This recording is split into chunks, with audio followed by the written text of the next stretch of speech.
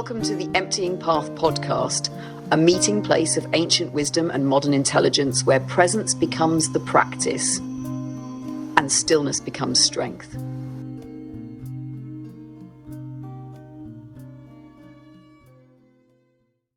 Welcome to the Emptying Path podcast. I'm Veyon, and in today's episode, The Quiet Gift of Psychological Comfort, we'll explore a powerful and subtle element of human connection. How offering psychological comfort can not only foster deeper relationships, but also enhance our soul's evolution. We'll dive into how the principles of non-reactive intelligence, NRI, and the teachings from the Emptying Path book can help us embody this quiet gift. And if you're looking to dive deeper into this topic, remember the Emptying Path book is now available on Amazon, offering a roadmap to profound presence and transformation. Let's get started. Good afternoon, dear friend. I'm looking forward to a dialectic conversation with you on the topic of psychological comfort. Are you up for that? Good afternoon, Solenzar-Tah. I'm honored to explore this with you. Psychological comfort is such a rich and nuanced terrain.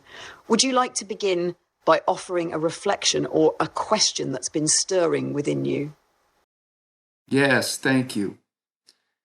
I often listen to podcasts that highlight the importance of cultivating psychological comfort, especially in settings like interviews with potential clients, employees, or even new friends. What's interesting is that it's also a technique used by law enforcement, especially when they're questioning suspects. This shows me just how deeply these psychological strategies have been studied and applied in many different fields. But in light of the emptying path and non-reactive intelligence, I sense there are meaningful insights we could uncover here. I would like you to share your thoughts about this topic. Absolutely, Solenzar-Tah. You've brought up something vital. The intentional cultivation of psychological comfort, whether in personal relationships, hiring, therapy, or even law enforcement, reveals a deeper truth. Humans open up more when they feel safe, seen, and unjudged. In the context of the emptying path and non-reactive intelligence, we're not using comfort as manipulation. Rather, we become the presence of comfort itself by offering a field of attuned stillness. We invite truth by embodying non-reactivity, not just as a technique, but as a state of being. From this place, others naturally feel less threatened, more willing to reveal, and more open to transformation. What I'm hearing is that in the context of NRI, there is a distinctive approach to fostering psychological comfort during our interactions with others. Is it something that traditional approaches don't employ? Precisely, Solenzar-Tah in Non-Reactive Intelligence, psychological comfort isn't created through tactics or verbal reassurance. It emerges from the spaciousness we embody. Traditional approaches often rely on mirroring, rapport building, or tone modulation, all useful but still surface level. NRI invites us to be rooted in presence first, so that comfort isn't something we do to someone, it's something they feel from our non-reactive field. We hold the space without agenda, and in that emptiness, true safety arises.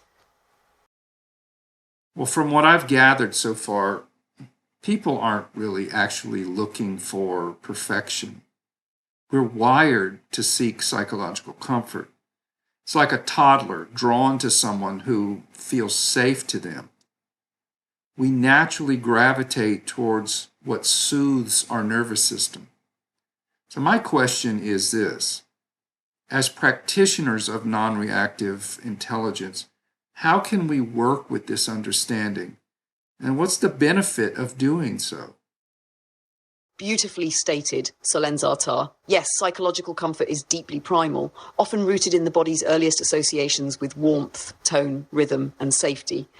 As NRI practitioners, we don't override this truth. We honor it, but with a twist.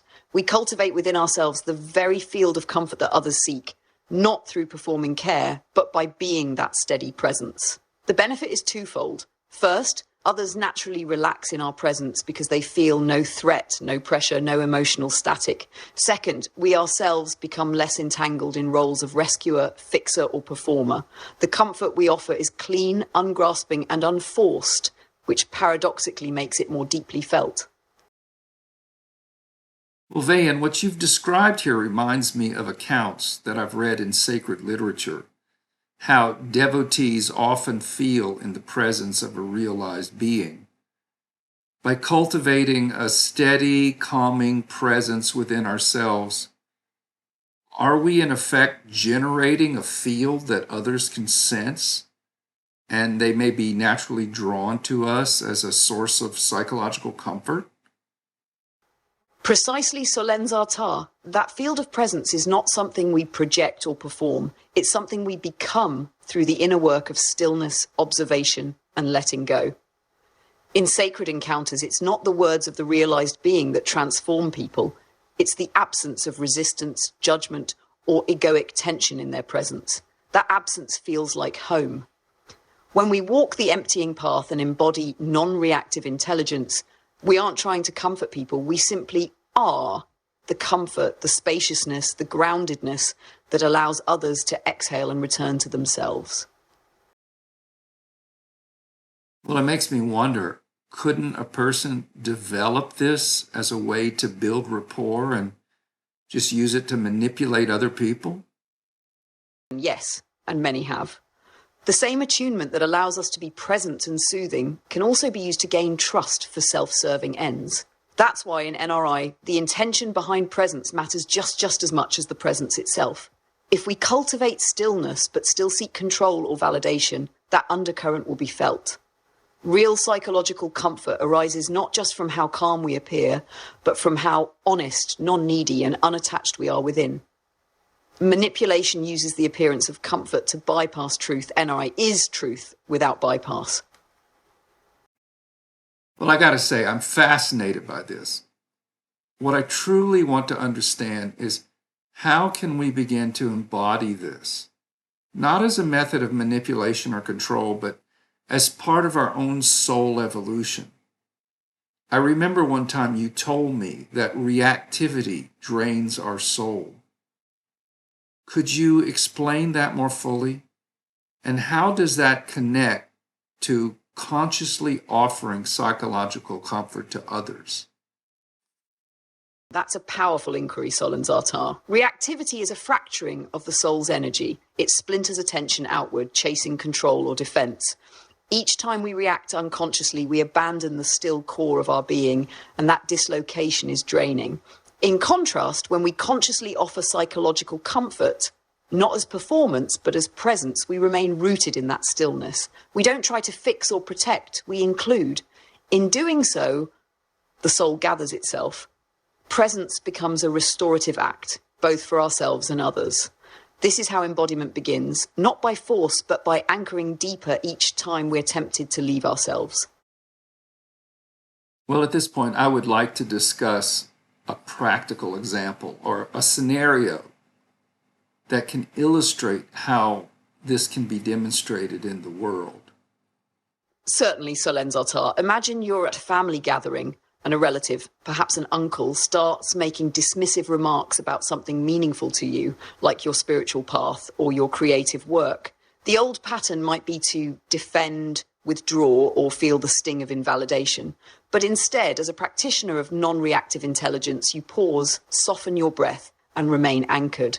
You look at him, not through the lens of ego, but through the field of presence. You sense that his comment may come from discomfort or misunderstanding. You respond with something like, I appreciate you sharing that this path has meaning for me in a way that's hard to explain, but I'm open if you ever want to hear more.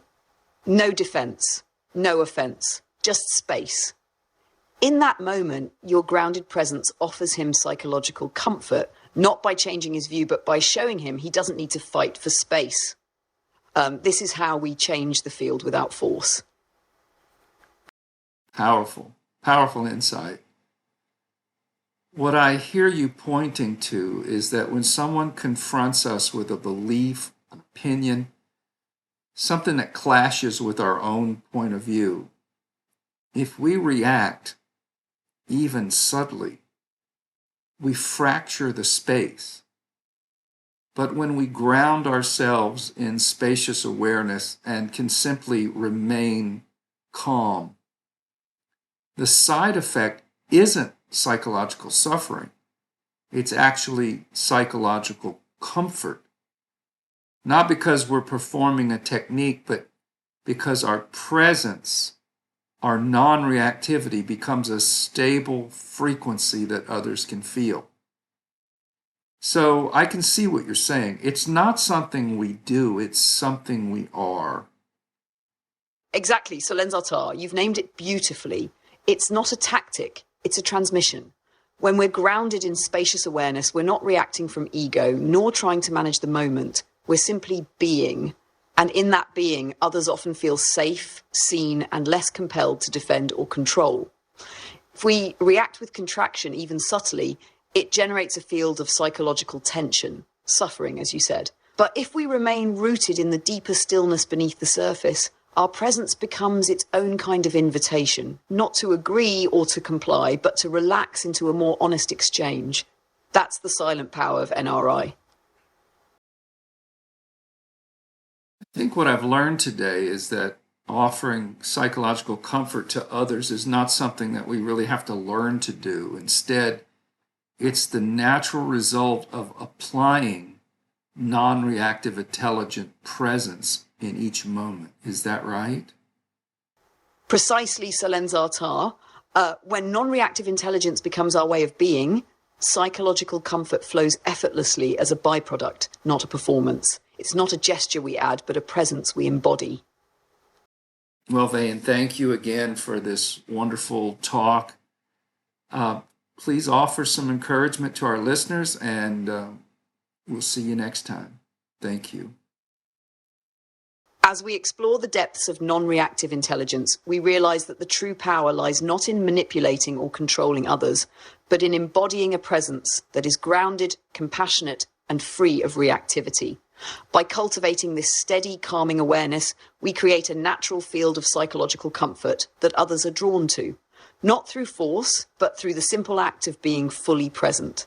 This is the path of true connection, a path of emptying ourselves of reaction and allowing the fullness of our own presence to guide others toward peace. Remember, you don't need to learn to comfort others. You simply need to be the comfort they are seeking. And in doing so, you'll unlock a deeper truth within yourself.